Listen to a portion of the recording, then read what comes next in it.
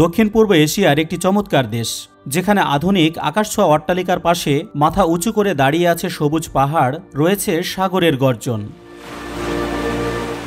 যেখানে নানান জাতির সংস্কৃতি মিলেমিশে তৈরি করেছে এক অসাধারণ রংধনু। মরুচরের এই পর্বে মালয়েশিয়া নিয়ে আলোচনা করা হবে, যেখানে আমরা জানব মালয়েশিয়া কেমন দেশ, এক সময়ের গরিব দেশ কিভাবে বেশ ধনী হলো, কেন এত বেশি বাংলাদেশি কাজের জন্য মালয়েশিয়া যায়, বাংলাদেশিরা মালয়েশিয়ায় কী কী কাজ করেন এবং বেতন কত পান, দেশটির মানুষের আচার আচরণ কেমন, দেশটির কী কী আছে, মালয়েশিয়াতে এমন কী কী আছে যা আপনার খারাপ লাগতে পারে, ইত্যাদি। মালয়েশিয়া দক্ষিণ পূর্ব এশিয়ার একটি গুরুত্বপূর্ণ দেশ। দেশটি মূলত দুটি ভাগে বিভক্ত: পেনিনসুলার মালয়েশিয়া বা পশ্চিম মালয়েশিয়া এবং বর্ণীয় মালয়েশিয়া বা পূর্ব মালয়েশিয়া। পশ্চিম মালয়েশিয়া এই অঞ্চলটি মালয় উপদ্বীপের দক্ষিণ প্রান্ত তথা প্রায় অর্ধাংশ নিয়ে গঠিত। এই অংশটির ক্ষেত্রফল 1,32,356 বর্গ কিলোমিটার, যা পুরো দেশের মোট ক্ষেত্রফলের প্রায় 40%। এর উত্তরে থাইল্যান্ডের সাথে স্থল সীমান্ত রয়েছে এবং দক্ষিণে রয়েছে জোহর প্রণালী, যা পাড়ি দিলেই সিঙ্গাপুর। পশ্চিমে মালাক্কা প্রণালী রয়েছে, যার ওপারে রয়েছে সুমাত্রা দ্বীপ, যা ইন্দোনেশিয়ার অন্তর্গত। পূর্বে দক্ষিণ চীন সাগর। মালয়েশিয়ার মোট জনসংখ্যার প্রায় 80%ই এই অংশে বসবাস করে। দেশটির 13টি রাজ্যের 11টি এবং 3টি যুক্তরাষ্ট্রীয় অঞ্চলের মধ্যে 2টিই এই খণ্ডে অবস্থিত। রাজধানী কুয়ালালামপুর, প্রশাসনিক শহর পুত্রজায়া এবং অনেক গুরুত্বপূর্ণ শহর এখানে অবস্থিত। এই অংশটি রাজনৈতিক, অর্থনৈতিক ও জনবসতির দিক থেকে বেশি ঘন এবং উন্নত। বর্ণীয় মালয়েশিয়া বা পূর্ব মালয়েশিয়া এটি বর্ণীয় দ্বীপের উত্তর পশ্চিম অংশে অবস্থিত এবং তুলনামূলকভাবে কম জনবসতিপূর্ণ। এটি মূলত বর্ণীয় দ্বীপের অংশ, আর এই বর্ণীয় দ্বীপটি হল পৃথিবীর 3য় বৃহত্তম দ্বীপ। যাই হোক, মালয়েশিয়ার এই অংশটির দক্ষিণে ইন্দোনেশিয়ার কালিমান্তান, উত্তরে ব্রুনাই, পূর্বে সুলু সাগর ও সেলেবেস সাগর, কিছুটা দূরে ফিলিপাইন, উত্তর পশ্চিমে দক্ষিণ চীন সাগর। দেশটির 13টি রাজ্যের 2টি এবং 3টি ফেডারেল অঞ্চলের একটি এখানে অবস্থিত। রাজ্য 2টি হল সাবাহ এবং সারাওয়াক, আর ফেডারেল অঞ্চলটি হল লাবুয়ান। পূর্ব মালয়েশিয়ার জনসংখ্যা কম এবং পশ্চিম মালয়েশিয়ার তুলনায় কম উন্নত বসতি রয়েছে। এটি বৃহত্তর এবং এখানে প্রাকৃতিক সম্পদের অনেক বেশি মজুদ রয়েছে, বিশেষ করে তেল ও গ্যাসের মজুদ এখানে বেশি। এই অংশটি তার ঘন রেইন ফরেস্ট, আদিবাসী সংস্কৃতি এবং জীববৈচিত্র্যের জন্য পরিচিত। দেশের সর্বোচ্চ পর্বতশৃঙ্গ কিনাবালু এবং পৃথিবীর বৃহত্তম গুহাকক্ষ সারাওয়াক চেম্বার এখানেই অবস্থিত। মালয়েশিয়ার এই অংশটির আয়তন 1,98,447 বর্গ কিলোমিটার, যা দেশের মোট ভূমির প্রায় 60%। মালয়েশিয়ার পশ্চিম অংশ থেকে পূর্ব অংশে যেতে পাড়ি দিতে হয় 650 কিলোমিটার দক্ষিণ চীন সাগরের জলপথ। মাঝখানের এই দ্বীপগুলো ইন্দোনেশিয়ার। মালয়েশিয়ার এই 2টি অংশের মোট আয়তন 3,30,803 বর্গ কিলোমিটার, যা 2টি বাংলাদেশের চেয়েও বেশ বড়। দেশের আনুমানিক জনসংখ্যা 3,45,64,810 জন, অর্থাৎ দেশটির প্রতি বর্গ কিলোমিটারে প্রায় 105 জন মানুষ বসবাস করে। দেশের এই 2টি অংশের চারপাশে অসংখ্য দ্বীপ রয়েছে, যার মধ্যে বৃহত্তমটি হল বাঙ্গি আইল্যান্ড। দেশের মুদ্রা হল মালয়েশিয়ান রিঙ্গিত। এক মালয়েশিয়ান রিঙ্গিত সমান 28.56 বাংলাদেশি টাকা। মালয়েশিয়ার শ্রম বাজার বাংলাদেশিদের জন্য অত্যন্ত গুরুত্বপূর্ণ। দেশটির মানব সম্পদ মন্ত্রী স্টিভেন সিমের 31 ডিসেম্বর 2024 সাল পর্যন্ত দেওয়া পরিসংখ্যান অনুযায়ী মালয়েশিয়াতে মোট কর্মী রয়েছে প্রায় 1,69,17,300 জন। এর ভেতরে 14% অর্থাৎ 23,68,422 জন কর্মীই অন্য দেশের, যারা মালয়েশিয়ার না। আর এই 23,68,422 জনের ভেতরে 8,98,970 জনই বাংলাদেশের। অর্থাৎ পরিষ্কার করে বলতে গেলে মালয়েশিয়াতে বিদেশি কর্মীর প্রায় 38%ই বাংলাদেশি। এই তালিকায় শীর্ষে রয়েছে বাংলাদেশ, দ্বিতীয় স্থানে রয়েছে ইন্দোনেশিয়া, যাদের সংখ্যা 5,82,108 জন। মালয়েশিয়াতে বাংলাদেশিরা মূলত যে কাজগুলি করে থাকেন: কনস্ট্রাকশন, ম্যানুফ্যাকচারিং, কৃষি, হোটেল ও restaurant, cleaning service, security guard, গৃহকর্ম ইত্যাদি। এসব খাতে শ্রমিকের চাহিদা বেশি থাকায় বাংলাদেশিরা ব্যাপক সংখ্যায় নিয়োগ পেয়ে থাকেন। নির্মাণ ও ফ্যাক্টরি শ্রমিকরা সাধারণত দৈনিক 8 ঘন্টা কাজ করেন, তবে অনেকেই অতিরিক্ত ওভারটাইম করে থাকেন যাতে করে বেতন কিছুটা বেশি পাওয়া যায়। 2025 সালের জুলাই পর্যন্ত মালয়েশিয়ার সরকার কর্তৃক নির্ধারিত সর্বনিম্ন মাসিক মজুরি হল 1700 মালয়েশিয়ান রিঙ্গিত। এটি মূলত দুইটি ধাপে বাস্তবায়িত হচ্ছে। প্রথমটি হল 2025 সালের ফেব্রুয়ারি মাসের 1 তারিখ থেকে বড় প্রতিষ্ঠান অর্থাৎ যে সকল প্রতিষ্ঠানে কর্মীর সংখ্যা 5 জনের বেশি সেখানে পেশাজীবীদের জন্য সর্বনিম্ন বেতন 1700 রিঙ্গিত, যা বাংলাদেশি টাকাতে 48,552 টাকার সমান। আর দ্বিতীয়টি হল 2025 সালের আগস্ট মাসের 1 তারিখ থেকে সকল খাতে অর্থাৎ প্রতিষ্ঠান ছোট হোক বা বড় হোক, কর্মী সংখ্যা 5 জনের বেশি হোক বা কম হোক, বাধ্যতামূলক সর্বনিম্ন মজুরি 1700 রিঙ্গিত। অর্থাৎ 1 আগস্ট 2025 সাল থেকে মালয়েশিয়াতে আপনি যে কাজই করেন না কেন প্রতি মাসে কমপক্ষে 1700 রিঙ্গিত বা 48,552 টাকা অবশ্যই পাবেন। আর যদি দক্ষ হন এবং ওভারটাইমেও কাজ করেন তবে বেতন বা মজুরি এর চেয়ে বেশি হবে। বাংলাদেশিরা কাজের জন্য কেন বেশি বেশি মালয়েশিয়া যান? এর কারণ হল উচ্চ বেতনের সুযোগ, কম খরচে বিদেশে যাওয়ার সুযোগ, কাজের সুযোগের সহজলভ্যতা, তুলনামূলক সাশ্রয়ী জীবনযাত্রা, হালাল খাবার ও মুসলিম বান্ধব পরিবেশ, ভৌগোলিক নৈকট্য ও সংস্কৃতিতে কিছুটা মিল, আগে যারা গিয়েছে তারা অন্যদের ডাকছে অর্থাৎ ইতিবাচক নেটওয়ার্ক ইত্যাদি। মালয়েশিয়া যদিও একটি সমুদ্র বেষ্টিত ও নিম্নভূমির দেশ হিসেবে পরিচিত, তবুও এখানে বেশ কিছু গুরুত্বপূর্ণ ও মনোরম পর্বত এবং পাহাড়ি এলাকা রয়েছে, যেগুলো দেশের ভূপ্রকৃতি, জলবায়ু ও পর্যটনে অত্যন্ত গুরুত্বপূর্ণ ভূমিকা রাখে। দেশের সবচেয়ে উঁচু পর্বত হল মাউন্ট কিনাবালু, যা পূর্ব মালয়েশিয়ার সাবা রাজ্যে অবস্থিত। এর উচ্চতা 13,435 ফুট এবং এটি দক্ষিণ পূর্ব এশিয়ার মধ্যে অন্যতম উচ্চতম পর্বত। Mount Kinabalu UNESCO World Heritage Site হিসেবে স্বীকৃত এবং এটি কিনাবালু ন্যাশনাল পার্কের অংশ। এখানকার জলবায়ু ঠান্ডা আর গাছপালা ও প্রাণীর বিপুল বৈচিত্র্য থাকায় এটি জীববৈচিত্র্যের জন্য অত্যন্ত বিখ্যাত। দেশটিতে রয়েছে সারাওয়াক চেম্বার বা সারাওয়াক গুহা। এটি মালয়েশিয়ার বর্নিও দ্বীপের সারাওয়াক রাজ্যে অবস্থিত। এটি বিশ্বের অন্যতম বৃহত্তম প্রাকৃতিক গুহা কক্ষ। গুহাটি ইউনেস্কো স্বীকৃত একটি বিশ্ব ঐতিহ্যবাহী স্থান। এর আয়তন এতটাই বিশাল যে এর ভেতরে একটি বোয়িং 747 বিমান অনায়াসে উড়তে পারবে। গুহা কক্ষটির ভেতর অত্যন্ত অন্ধকার, স্যাঁতসেঁতে ও দুর্গম, তাই এটি সাধারণ পর্যটকের জন্য উন্মুক্ত নয়। তবে অভিজ্ঞ গাইড ও অনুমতি নিয়ে দক্ষ গুহা অন্বেষকদের জন্য অভিযান চালানো হয়। অর্থনীতির দিক থেকে মালয়েশিয়া একটি শক্তিশালী দেশ।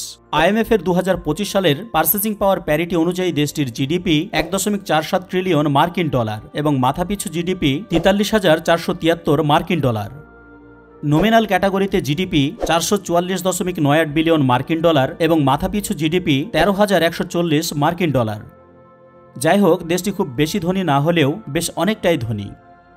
ইলেকট্রনিক্স, রাবার, পাম অয়েল, পর্যটন ও সেবা খাত দেশটির অর্থনীতির মূল ভিত্তি। কুয়ালালামপুর দেশটির সরকারি রাজধানী ও বৃহত্তম শহর। এটি দেশটির পশ্চিম দিকের খণ্ডে অবস্থিত। শহরটি মালয়েশিয়ার অর্থনৈতিক, সাংস্কৃতিক ও সামাজিক কেন্দ্রবিন্দু। কুয়ালালামপুর শব্দের আক্ষরিক অর্থ হল কাদাটে নদীর মোহনা। অর্থনীতির দিক থেকে কুয়ালালামপুর মালয়েশিয়ার শিল্প, বাণিজ্য, ব্যাংকিং, তথ্য প্রযুক্তি ও পর্যটন খাতের কেন্দ্র।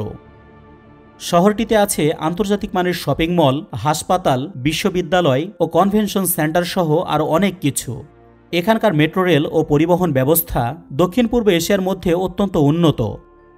তবে প্রশাসনিক রাজধানী হিসেবে মালয়েশিয়া এখনও পুত্রজায়াকে ব্যবহার করছে, যেখানে সরকারি মন্ত্রণালয় ও প্রশাসনিক ভবন স্থানান্তরিত হয়েছে।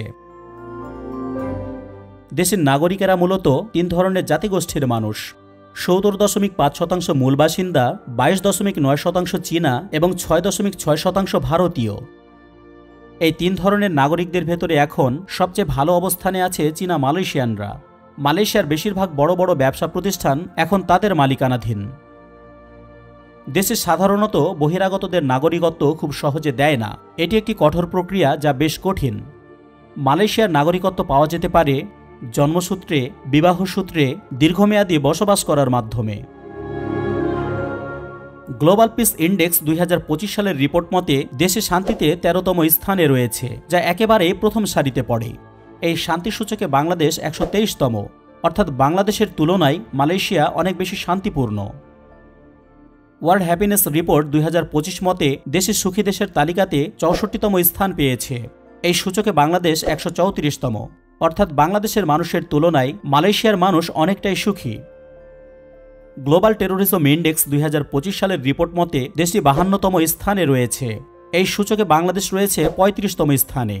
অর্থাৎ বাংলাদেশের তুলনায় মালয়েশিয়াতে সন্ত্রাসবাদের প্রভাব অনেকটাই কম। মালয়েশিয়ার সরকারি ভাষা হল মালয়। এখানকার প্রায় অর্ধেক সংখ্যক লোক মালয় ভাষাতে কথা বলে। দেশটিতে আরও প্রায় 130টি ভাষা প্রচলিত আছে।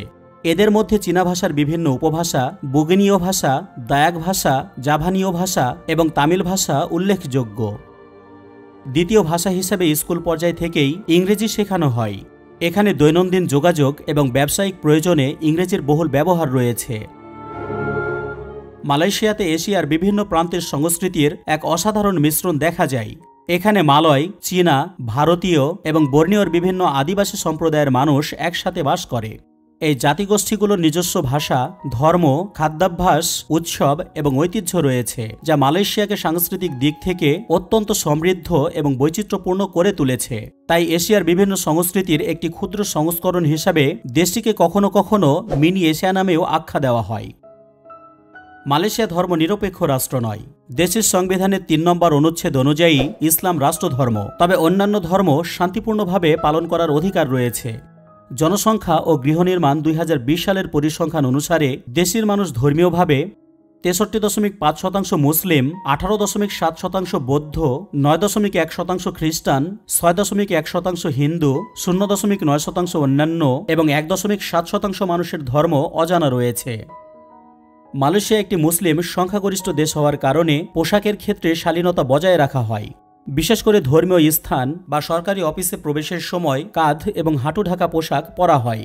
সাধারণ জনজীবনেও শালীন পোশাক পরতে দেখা যায়, যদিও বড় শহরগুলোতে এবং পর্যটন এলাকায় আধুনিক পোশাক পরতে দেখা যায়। মালয়েশিয়ানরা অপরিচিতদের সাথে কথা বলার সময় নম্রতা বজায় রাখে। জনসম্মুখে উচ্চস্বরে কথা বলা বা আক্রমণাত্মক আচরণ করা তাদের বেশ অপছন্দনীয়। এখানকার জীবনে পরিবার খুবই গুরুত্বপূর্ণ। শিশুরা সাধারণত বাবা মায়ের সাথেই থাকে এবং প্রাপ্তবয়স্ক বাবা মা এবং দাদা দাদিদের যত্ন নেওয়া হয়। মুসলমান, বৌদ্ধ, হিন্দু ও খ্রিস্টানরা শান্তিপূর্ণভাবে বসবাস করে এই দেশটিতে। Eid, Chinese new year, Deepavali, Thaipusam সহ নানা উৎসব জাতীয়ভাবে উদযাপিত হয়। মালয়েশিয়াতে দেখার মতো বেশ কিছু গুরুত্বপূর্ণ স্থান ও স্থাপনা রয়েছে, যেমন পেট্রোনাস টুইন টাওয়ার। বিখ্যাত এই টুইন টাওয়ার কুয়ালালামপুরে অবস্থিত। 88 তলা বিশিষ্ট এই যমজ টাওয়ারের উচ্চতা 1483 ফুট। এটি 1998 সালে নির্মিত হয়েছিল এবং 2004 সাল পর্যন্ত বিশ্বের সবচেয়ে উঁচু ভবন ছিল। বাণিজ্যিক অফিস এবং আকর্ষণীয় পর্যটন স্থাপনা এখানে রয়েছে। Penang bridge. পেনাং ব্রিজ মালয়েশিয়ার অন্যতম দীর্ঘ এবং আইকনিক সেতু। এটি পেনাং দ্বীপ এবং মালয় উপদ্বীপের মূল ভূখণ্ডের মধ্যে সংযোগ স্থাপন করেছে। সেতুটি 13.5 কিলোমিটার দীর্ঘ, যার মধ্যে প্রায় 8.4 কিলোমিটার জলপথের উপর নির্মিত। এটি মালয়েশিয়ার প্রথম বড় সামুদ্রিক সংযোগ সেতু। ব্রিজটি এই দেশটির আধুনিক প্রকৌশলের এক অনন্য নিদর্শন। প্রতিদিন এটি দিয়ে প্রায় 70,000-এরও বেশি গাড়ি পারাপার হয়, যা দেশের অর্থনৈতিক কার্যক্রমে অত্যন্ত গুরুত্বপূর্ণ ভূমিকা পালন করে। এই ব্রিজের মাধ্যমে পর্যটন, বাণিজ্য এবং শিল্প কার্যক্রম অনেক সহজ হয়েছে। Borneo rain forest. এটি বিশ্বের প্রাচীনতম রেইন ফরেস্টগুলোর মধ্যে অন্যতম, যার বয়স 13 কোটি বছরেরও বেশি। পৃথিবীর সবচেয়ে বড় বন আমাজনের চেয়েও এই বনের বয়স বেশি। বিশেষ করে বর্নিও দ্বীপে অবস্থিত তামান নেগারা ও সাবা সারাওয়াক অঞ্চলের রেইন ফরেস্টগুলো। এই বনে পাওয়া যায় বিশ্বের বৃহত্তম ফুল রাফলেসিয়া, যার ব্যাস 40 ইঞ্চি পর্যন্ত হতে পারে এবং ওজন হতে পারে 10 কেজি। এর গন্ধ কিছুটা পচা মাংসের মতো। পূর্ব মালয়েশিয়ার সাবা এবং সারাওয়াক রাজ্যে অবস্থিত এই রেইন ফরেস্ট জীববৈচিত্র্যে ভরপুর। এখানে বন্য প্রাণী দেখা, ট্রেকিং এবং আদিবাসী সংস্কৃতি সম্পর্কে জানার সুযোগ রয়েছে। পুত্রজায়ার পুত্রা মসজিদে বেশ অনেক বড় গম্বুজ রয়েছে। এই মসজিদটিতে যে কোনো সময় 15,000 মানুষ একসাথে নামাজ পড়তে পারবে। এর গম্বুজের উচ্চতায় 160 ফুট, যা প্রায় 15 তলা বিল্ডিংয়ের সমান। ল্যাংকাউইয়ের ইগল স্কোয়ারে অবস্থিত 12 মিটার উঁচু ইগল মূর্তি রয়েছে, যা বেশ বড়। ল্যাংকাউইয়ের স্কাই ব্রিজ 410 ফুট দীর্ঘ এবং সমুদ্রপৃষ্ঠ থেকে এর উচ্চতা 2170 ফুট। এটি একটি বাঁকা পথচারী সেতু, যা দেখতে অত্যন্ত সুন্দর। মালয়েশিয়ার আবহাওয়া উষ্ণ, আর্দ্র এবং বৃষ্টিপ্রবণ, যা বাংলাদেশের আবহাওয়ার সাথে অনেকাংশেই মিলে যায়। তবে দেশটির তাপমাত্রা সারা বছর স্থিতিশীল এবং ঘূর্ণিঝড়ের ঝুঁকি নেই, যা বাংলাদেশ থেকে কিছুটা ভিন্ন। মালয়েশিয়ার আবহাওয়া উষ্ণ ও আর্দ্র, কেননা এটি নিরক্ষরেখার কাছাকাছি অবস্থিত। সারা বছর জুড়ে এখানে গড় তাপমাত্রা থাকে 25 ডিগ্রি সেন্টিগ্রেড থেকে 33 ডিগ্রি সেন্টিগ্রেডের মতো। হেনলি পাসপোর্ট ইন্ডেক্স 2025 সালের র্যাঙ্কিং অনুসারে মালয়েশিয়ার পাসপোর্ট 11তম স্থানে রয়েছে। দেশের পাসপোর্ট দিয়ে বিনা ভিসাতে 181টি দেশে ভ্রমণ করা যাবে। এই র্যাঙ্কিংয়ে বাংলাদেশের পাসপোর্ট 98তম, যা দিয়ে বিনা ভিসাতে 39টি দেশে যাওয়া যাবে। মালয়েশিয়ার বিখ্যাত কিছু ব্র্যান্ড হল প্রোটন, পেরোডুয়া, পেট্রোনাস, তানামেরা ইত্যাদি। মালয়েশিয়ার একটি জনপ্রিয় ফল হল ডুরিয়ান, যা অনেকে বিমানে বহন করতে চায় না। দুর্গন্ধের জন্য বিখ্যাত এই ফলটি স্থানীয়দের কাছে বেশ প্রিয় হলেও অনেক বিদেশি একে সহ্য করতে পারে না। কিছু লোক ডুরিয়ানকে মনোরম মিষ্টি সুবাস বলে মনে করে, আবার অন্যরা এর সুবাসকে অপ্রতিরোধ্য এবং অপ্রীতিকর বলে মনে করে। এর গন্ধ বেশ তীব্র, যা বেশ কয়েকদিন ধরে স্থায়ী হতে পারে। এই কারণে দক্ষিণ পূর্ব এশিয়ার কিছু হোটেল এবং গণপরিবহন পরিষেবায়, যেমন সিঙ্গাপুর এবং ব্যাংককে, ফলটি নিষিদ্ধ। মালয়েশিয়া পৃথিবীর দ্বিতীয় বৃহত্তম পাম তেল উৎপাদনকারী দেশ। 2023-2024 সালে 19.7 মিলিয়ন টন পাম তেল উৎপাদন করেছে দেশটি। পাম তেল উৎপাদনে প্রথম বৃহত্তম দেশ হল ইন্দোনেশিয়া। পাম তেল শুধুমাত্র রান্নার কাজেই ব্যবহৃত হয় বিষয়টি এমন নয়। এটি সাবান, কসমেটিক্স, মার্জারিন, বায়োডিজেল সহ নানা পণ্যে ব্যবহৃত হয়। মালয়েশিয়া, ইউরোপ, চীন, ভারত, পাকিস্তান ও মধ্যপ্রাচ্যে বিপুল পরিমাণে পাম তেল রপ্তানি করে। 2025 সালের তথ্য অনুসারে পাম তেল খাত মালয়েশিয়ার মোট রপ্তানি আয়ের 5 থেকে 7% অবদান রেখেছে। মালয়েশিয়া একসময় অর্থনৈতিকভাবে গরিব ও অনুন্নত দেশ ছিল, তবে সময়ের সাথে সাথে তারা ধারাবাহিকভাবে পরিকল্পনা, শিল্পায়ন ও রপ্তানি নির্ভর অর্থনীতি গড়ে তোলে। ফলশ্রুতিতে একটি উন্নয়নশীল দেশ থেকে মধ্যম আয়ের দেশে পরিণত হয়। একসময় সিঙ্গাপুরও মালয়েশিয়ার অংশ ছিল। 1963 সালে সিঙ্গাপুর মালয়েশিয়ার সঙ্গে যুক্ত হয়, কিন্তু মাত্র 2 বছরের মাথায় অর্থাৎ 1965 সালে রাজনৈতিক দ্বন্দ্ব, জাতিগত উত্তেজনা এবং অর্থনৈতিক মতভেদের কারণে তারা আলাদা হয়ে যায়। মালয়েশিয়ায় সিঙ্গাপুরকে জোর করে বের করে দিয়েছিল। ইতিহাসের বিচারে এটি ছিল একটি ব্যতিক্রমী ঘটনা, যেখানে একটি স্বাধীন দেশ আরেকটি স্বাধীন দেশকে রাষ্ট্রীয়ভাবে বহিষ্কার করেছিল। সিঙ্গাপুর স্বেচ্ছায় আলাদা হয়নি, বরং মালয়েশিয়ার তৎকালীন কেন্দ্রীয় সরকারই সিঙ্গাপুরকে ফেডারেশন থেকে বহিষ্কারের সিদ্ধান্ত নিয়েছিল। সিঙ্গাপুর ছিল ছোট, প্রাকৃতিক সম্পদহীন একটি দ্বীপ। অনেকেই তখন ভেবেছিল এ দেশ টিকবে না, কিন্তু আজ সেই ছোট্ট দেশটি পরিণত হয়েছে এশিয়ার অর্থনৈতিক বিস্ময়ে। আধুনিকতা, শিক্ষা, শৃঙ্খলা আর নেতৃত্বের এক জীবন্ত উদাহরণে পরিণত হয়েছে দেশটি। আর মালয়েশিয়া রয়ে গেছে গতানুগতিক সেই আগের ধারায়, অথচ সিঙ্গাপুর ছুটেছে সময়ের চেয়ে দ্রুত গতিতে। যাই হোক, মালয়েশিয়ার জীবনযাত্রা বাংলাদেশের তুলনায় বেশ খানিকটা ব্যয়বহুল হলেও তা ইউরোপ বা আমেরিকার মতো অত্যাধিক নয়। কুয়ালালামপুর বা পেনান শহরের মতো আধুনিক নগরীতে বাসা ভাড়া, খাবার, যাতায়াত ও অন্যান্য দৈনন্দিন খরচ বাংলাদেশের তুলনায় স্পষ্টভাবেই বেশি। তবে খাদ্যদ্রব্য ও পরিবহন খাতে মালয়েশিয়ার কিছু সুবিধা রয়েছে। দেশটিতে জ্বালানি তেল সরকারি ভর্তুকির আওতায় থাকায় বাস ও ট্রেনের ভাড়া খুবই কম, এবং স্ট্রিট ফুড বা লোকাল খাবারও সহজলভ্য, যা তুলনামূলকভাবে বেশ সাশ্রয়ী।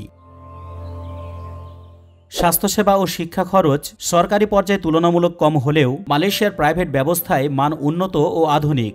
বাংলাদেশের তুলনায় মালয়েশিয়ার জীবনযাত্রার মান উন্নত, শহরগুলো পরিষ্কার ও পরিচ্ছন্ন এবং কাজের সুযোগও অনেক বেশি, কিন্তু সেই সঙ্গে সেখানে বসবাস, চিকিৎসা ও বাসস্থান খরচ তুলনামূলকভাবে বেশি। মালয়েশিয়ার সাথে ইসরায়েলের কোনো প্রকার কূটনৈতিক সম্পর্ক নেই এবং ইসরায়েলকে কখনও স্বীকৃতি দেয়নি। ফিলিস্তিনের সাথে মালয়েশিয়ার সম্পর্ক অত্যন্ত ঘনিষ্ঠ এবং ফিলিস্তিনের স্বাধীনতা আন্দোলনকে মালয়েশিয়া নৈতিকভাবে সমর্থন দিয়ে আসছে। দখলদার ইসরায়েলি সৈন্যদের সকল প্রকার নির্যাতন, আক্রমণ এবং ফিলিস্তিনের প্রতি ইসরায়েলের দমনপীড়নমূলক নীতিকে মালয়েশিয়া স্পষ্টভাবে প্রতিবাদ জানিয়ে আসছে। চীন, ভারত, সৌদি আরব, ইউরোপ ও আমেরিকার সঙ্গে এর অর্থনৈতিক ও কূটনৈতিক সম্পর্ক অত্যন্ত ভালো। দেশে পড়াশোনার দিক থেকে বেশ উন্নত, তবে বহিরাগত ছাত্রছাত্রীদের জন্য অনেকটাই ব্যয়বহুল। উচ্চশিক্ষার ক্ষেত্রে মালয়েশিয়াতে অনেক আন্তর্জাতিক মানের বিশ্ববিদ্যালয় রয়েছে, যেমন University of Malaya, University Science Malaysia, University Putra Malaysia, National University of Malaysia, University Technology Malaysia, Multimedia University ইত্যাদি। মালয়েশিয়া বেশ কিছু গুরুত্বপূর্ণ প্রতিষ্ঠান ও সংস্থার সদস্য, যেমন United Nations, Association of South East Asian Nations, Organization of Islamic Cooperation, Commonwealth of Nations, Asia Pacific Economic Cooperation, ASEAN Regional Forum, World Trade Organization, World Health Organization, International Monetary Fund, Non Aligned Movement, World Bank, International labour organisation, Islamic Development Bank, Asian Development Bank, International Criminal Police organisation.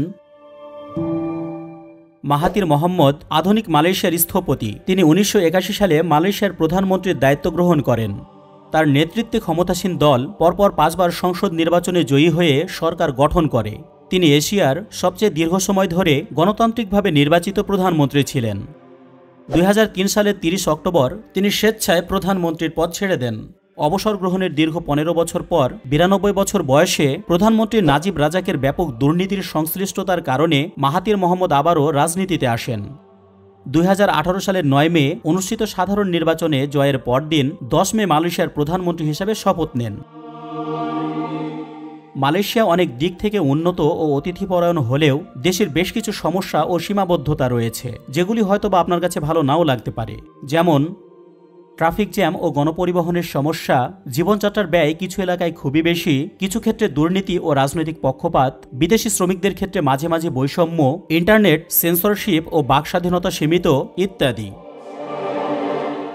ভিডিওটি রুচিশীল মনে হলে ফেসবুকে share করার অনুরোধ রইল। মরুচর চ্যানেলটি পছন্দ হলে সাবস্ক্রাইব করে আমাদের সাথেই থাকুন।